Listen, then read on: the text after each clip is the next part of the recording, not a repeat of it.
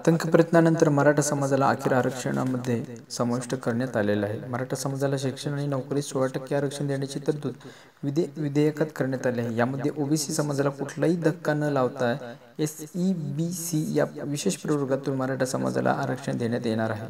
तसेच यामध्ये 50% मर्यादा बाहेर जाऊन मराठा समाजाला आरक्षण देण्याचा उल्लेख देखील करण्यात आला आहे. मुख्यमंत्री देवेंद्र फडणवीस यांनी आज विधानसभेत मराठा आरक्षणाची कृती अहवाल विधानसभेत सादर केला.